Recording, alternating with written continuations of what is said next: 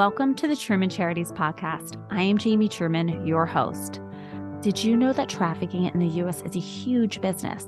And it rarely happens like in the movies where someone comes and kidnaps your daughter. Now you may be thinking, how are young women being trafficked? And is social media playing a role in this? Well, I can tell you that social media is playing a huge role in luring these young girls. I spoke with the co-founder of Empower Her Network, Abby Fabiaschi. Abby explains exactly how girls in the U.S. are being trafficked, how girls outside of the U.S. are being brought over under false pretenses, exactly what these individuals are doing on social media to gain their trust, how to try and prevent this from happening to your child, and what they are doing to change the lives of women who have been trafficked. I learned a great deal from this conversation with Abby, and I know that you will as well. I hope that you enjoy this conversation with Abby as much as I did. Hi, Abby. How are you? Good. Thank you for having me here. Of course. I'm so excited to have you on and talk about your Empower Her network. So before we talk exactly about the network and all the wonderful things that your organization is doing, I want to know a little bit about you. Tell me about your background and why you decided to become the co-founder of Empower Her Network. Sure. So I was working with the other co-founder, Christy Norbert, in Southeast Asia on economic empowerment plans for survivors. And it came to our attention that same gap in services existed right here in the United States, where most trafficking victims exhaust available services without a realistic economic alternative. And so it puts them at high risk of re-trafficking and homelessness. And, essentially without a graduated services offerings, most survivors will cycle through the same immediate aftercare programs over and over. So it's kind of the most expensive way to not solve a problem. Right. Christy is a clinician with 25 years experience, building programs that bring economic solutions to marginalized populations. And so when a donor we had worked with in the past offered to fund a pilot program to get a program with the tenants to solve that problem in the United States, if I was willing to jump in and curate, a top-notch board, and she was willing to develop the program, we sort of felt like the universe was giving us a green light, and we needed to give it a go. So tell me a little bit about trafficking. What exactly is it? So the legal definition of trafficking is the use of force and or coercion to exploit a position of vulnerability in another person. That looks a million different ways, but it rarely looks the way that it is portrayed in movie and television and the way that we see it in media. Yes, there are people who are kidnapped and whisked away, handcuffed to a bed, but the vulnerabilities that are exploited are usually much more familiar to all of us. They're universal human needs that we all have, the need for love, for connection, for housing, for money, the need to protect your children. So those are the most common vulnerabilities that are being exploited, and we are all at risk of, we all carry those vulnerabilities. But certainly there are some groups that are more at risk of having them result in a trafficking situation. So a couple of things, gender, 7 in 10 victims worldwide are women. Age is a particular vulnerability. More than half of all victims in 2021 were minors. I think it surprises people to learn that in this country, in the US, the average age of entry into sex trafficking is 13. When my work focused in Nepal and India, the average age was 9. So those are, a couple like demographic within populations. People talk about the immigrant victims in the United States versus American born. For immigrants, it often starts with the promise of a job where they can send money home from their families. So, come be a nanny for this family and you get to live there for free and save all this money. And then when they, get to the United States, their documents are taken, threats are made against their families, fear and shame are used as weapons. they're told that the police are corrupt and, telling will result in arrest and deportation.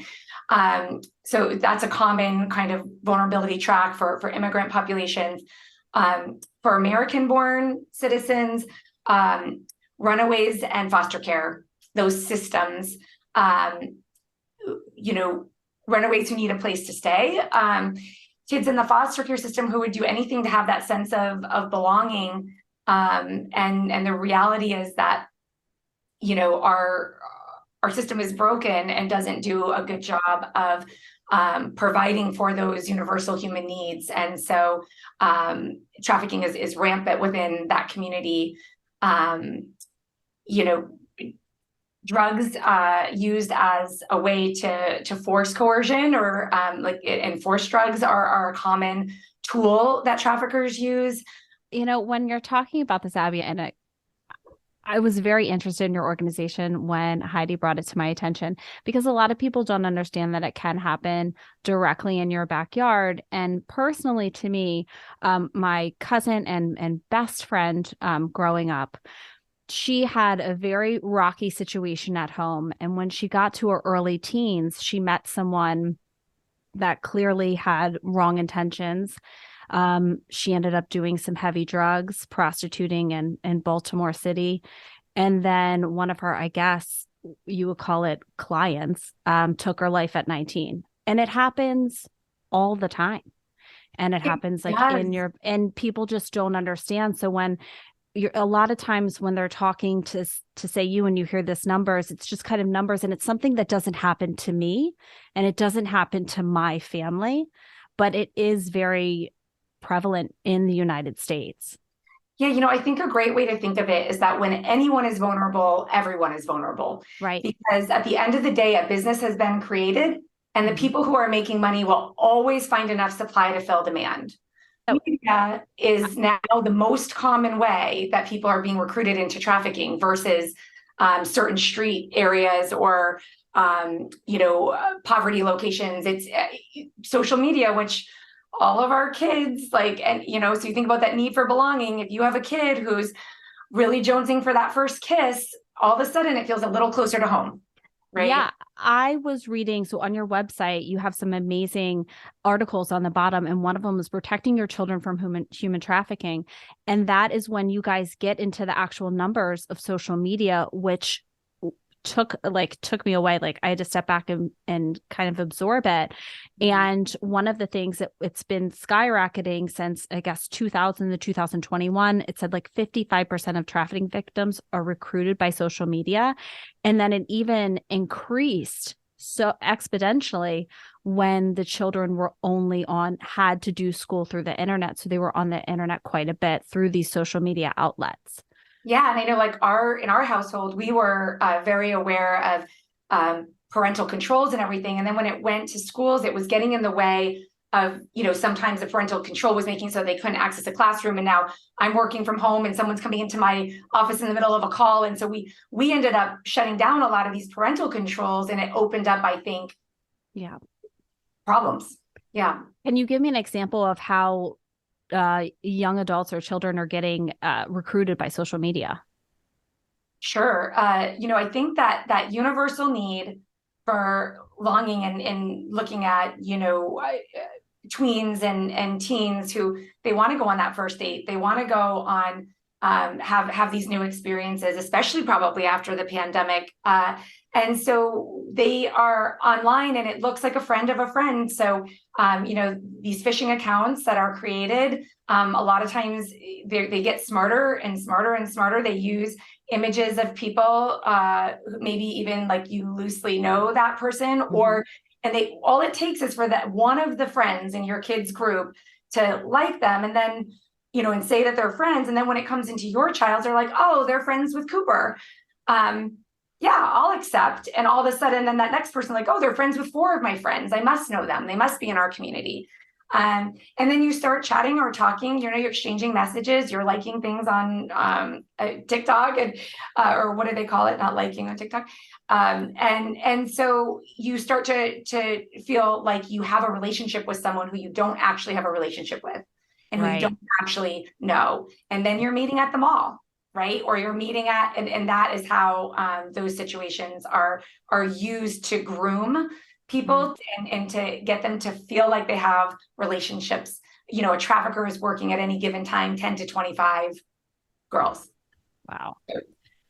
Now, can you give us a few examples of some of the women that Empower Her Network has been able to help? Absolutely. And if anyone who's listening is interested in hearing survivor accounts in their own words, a website that I really recommend is thelifestory.org. That was funded by Peter and Jennifer Buffett's Novo Foundation. And a lot of the women who were a part of that research and study have been our alumni of Empower Her Network as well. And so that's a great way if you want to hear directly from lived experience. But a couple examples that, I can give through relationships that I have and through lived experience, national survivor advocates who are involved in Empower Her Network. Kadisa Phelps is co-chair of our board now, and she's an amazing national survivor leader. She's an attorney. She has her MBA. She has her own business. And she has an amazing memoir that was published by Penguin called Runaway Girl. And it takes through her experience, I think, a troubled home environment, and ran away at 12, and a trafficker swooped in. She needed a place to sleep and food. It's not that hard to take advantage of a 12-year-old when their basic needs aren't being met, right? Or Rachel Thomas sits on our board. She's now CEO of Ending the Game, which is a great preventative program and education program that has educated thousands and thousands and thousands of people. If that's something someone's interested in, Ending the Game is the name of the curriculum. She sits on our board of directors, and she was trafficked as a high-performing college student by a man who gave her a chance to be in an MTV music video, like a smooth talker. So how many college kids do you know who would have turned that down, right, as an invitation? Last month, I guess it was 2 months ago now, I was in Pensacola, and a survivor speaker was trafficked by her track coach at a rural public high school. She said something that stuck with me, where she said, we talk to our kids all the time about stranger danger, but we also need to talk to them about tricky people, because that's where the trafficking component comes in.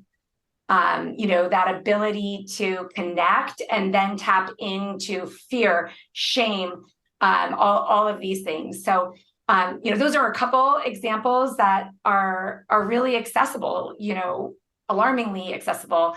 On the immigrant side, it's the most common stories are things like a trafficker goes into a poverty-stricken town and says that they have great jobs an hour and a half drive away in the city and at a cell phone store, something that's really benign and sounds great. And your 16-year-old daughter will be able to send money back. It's going to be great for the whole family. They have someone else with them, an older person who's vouching for them and saying, an older woman, maybe I'll look after her. Coming from specifically like Mexico, Tanzaningo is a town in Mexico that is literally an entire community that exists on the industry of human trafficking. So a lot of times those job opportunities, instead of being where they are in Mexico City, are, that person is taken there. They have a whole business model for how they initiate and subdue and then they have a business model of what age they go, like they won't cross the border into the United States until after they're 18 because of how our laws work. They have very specific migration paths to Brooklyn, New York. It's a business. It's a business model. It's a very large business and huge network. That a lot of people don't know about.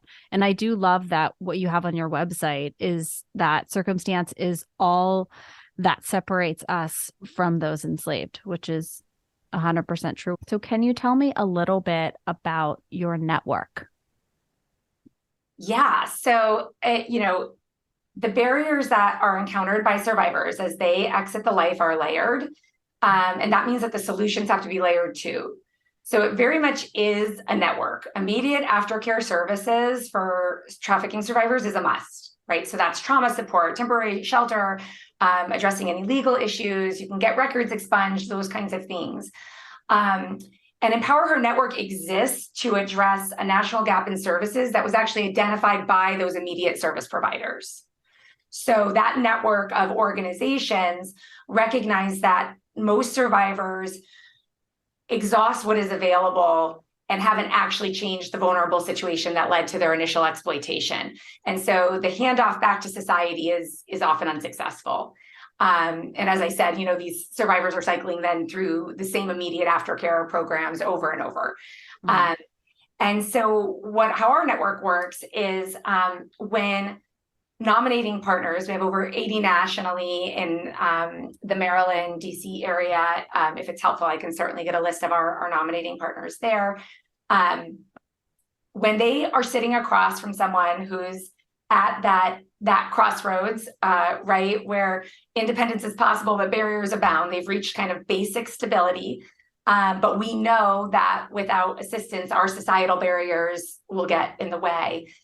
They nominate those ready survivors to Empower Her Network.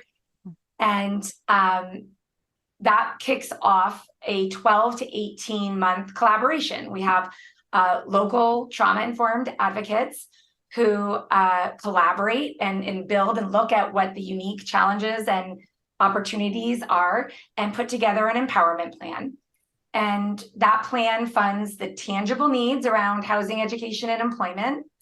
But it also provides the advocacy that's aimed at, curating confidence, igniting hope, establishing focus. These are all life skills that are purposely held back from trafficked persons, and they need to be relearned and explored. So while each plan is unique, the goal is always the same. It's to achieve fiscal independence, to break down these generational cycles of exploitation and poverty for the survivor, for the survivor's children, their children. So that's kind of how our network works and how we find the survivors that are ready for the program. And yeah. Yeah, I was watching some of the videos on your website, and you don't even think about this, but women that are trafficked outside of the U.S., when they're here and they're outside of the situation, thank goodness, they have no identification. They don't know the language. They don't know how to assimilate into this culture, and they need so much help. And you and your network are doing so much for these women. And can you give me an example of a woman that you've taken from one of your networking organizations, and what have you been able to do with them to assimilate them into the culture here? Yeah, absolutely. I mean, so first of all, I'm a total data geek. I have a high tech background. And so we have, 5 years of outcomes demonstrating that this innovative approach and really empowered approach is very successful at opening exit ramps for the victims and closing on ramps for their kids, right? So it's all about root cause and addressing that root cause for true systemic change. So at kind of a very high level, before engaging with EHN, our average annual wage coming in is under $20,000, $19,000. And that's, below poverty level. And sustainable housing is out of reach. They have bad credit or no credit. And they have no savings for financial obligations like security deposits and those kinds of things. So when members graduate the program, on average 15 months later, their average wage is $29,759. So just under $10,000 in just that short period of time. And that's often only the beginning, because most survivors are graduating our program right as they complete a new education or vocation or certification program that has a promising career path. So, and then there's the indirect impact of that program, right? So going into 2023, we had 343 children who were once at high risk of imminent trafficking, who now are living above the poverty line in safe housing. So those are kind of the outcomes at a high level. To give examples, and there's a million. Now it's been 5 years, so it's pretty. It's a hard question. Yeah, and we have an alumni network because people want to remain involved in the program and have that sense of community that we can still do career developing and stuff like that. So there was this one who was in our first pilot program. So she always is top of mind for me because this past year has been really exciting for her. She was trafficked from Colombia and had been a master seamstress and had been they were trying to, we're placing her in minimum wage, she was working 2 minimum wage jobs. At one point, she had to be at the unemployment office all day. And she's like, this is crazy. Like I have the skill. I could, get these jobs. And she started getting relationships with people in the fashion district in New York City. And she just was, if she had commercial sewing equipment, she was like, I have people, they'll do their spandex orders with me. And if I just could get this equipment, I could get out of working the hourly wage, sewing jobs versus what I'm actually capable of. So our advocate was like, well, show me, take me to the fashion district. Let me meet these people. Let's make a business plan. And Empower Her Network bought the sewing equipment. And within a year and a half, she had a storefront in the fashion district. And this was now, 5 years ago. And so this last fall, we found out, starting in the summer, she will be traveling with Broadway in Europe and the seamstress for Broadway. So, that's amazing. And you can't tap into that kind of very specific skill set with a program where one size fits all. So you can have one goal, fiscal independence. We know that's the key. But it can't be like, okay, survivors are now all turning into this job. That's not empowering, right? That's not empowering. That's not. So how does that make you feel when you see the success that she's had? It's everything. It's addicting. I'm fully addicted. I sit here as a volunteer and a donor, and I know the impact firsthand, and I know the amazing fiduciary duty that Empower Her Network has to its board, to how it approaches its finances, I'm hooked for life, man. And how are the funds allocated? So yeah, there's a couple things there. The first one is that we're very fortunate in that there is a foundation that underwrites all of EHN's operating and administrative expenses. So every dollar that we take in goes directly to survivor programming, which is very cool. And that is set now, just recycled for another 3 years, so through the end of 2025. The way that we work is Empower Network is super committed to never being another unmet promise to a survivor, and to having really best practices that align with how you would in the commercial world versus the nonprofit world. So to this end, we secure all the funding for the average value of an empowerment plan before we commit services. And that just allows us to know from a sustainability perspective that even if the rug got pulled from under us and everything shut down, we could deliver on every promise we made for people who are active in our program on tuition payments and those kinds of things, right? And so that sustainability model definitely proved its worth during the pandemic when so many programs had to shut their doors or reduce services. We were able to show up and take on some of the heavy lifting there. So the way that funds are allocated, we're in 10 areas. As I said, we're super tech savvy, data geeky people. So we have a very sophisticated backend on Salesforce.com. Unrestricted funds are always great for nonprofits. It allows, if you trust the leadership and the board, it allows them to put the money where it's most needed in any given moment. But uniquely, and I get it, as a donor, Empower Her Network has the ability to have much more intimate donor relationships. So funds can be allocated by location specifically. And because all of the receipts and invoices that we pay for tangible expenses for survivors are uploaded into Salesforce, and we can report back down to the receipt for major donations. to location. And then we have some people who, they're in real estate and they want specifically to fund security deposits for first-time apartments for survivors. We can do that, right? So what service bucket is a way that we can allocate funds. Education is another popular one where maybe a foundation only supports education payments. So our buckets are housing, education, and employment. Those are kind of the pillars that lead to fiscal independence. Funds are allocated into those buckets and can also be further done by location. And where do you see Empower Her Network in the future? We talk about it a lot. It was built because there's a national gap in services. And so one of the hardest things about the work is that we know it is needed in every state.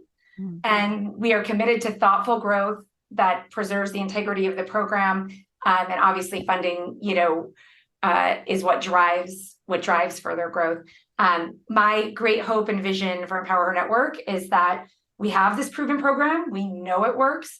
And that it is available to every survivor who wants to participate, right, in all 50 states. I think it is very well researched and documented that fiscal independence is the key to breaking these poverty and exploitation cycles in a lot of different marginalized populations. We know that the survivor population is particularly underfunded.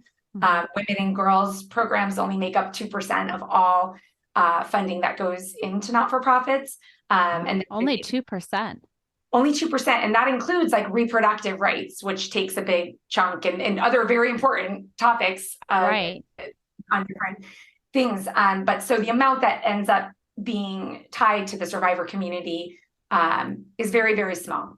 And so that's our vision, is that, every state, every survivor who wants to have this opportunity can have it.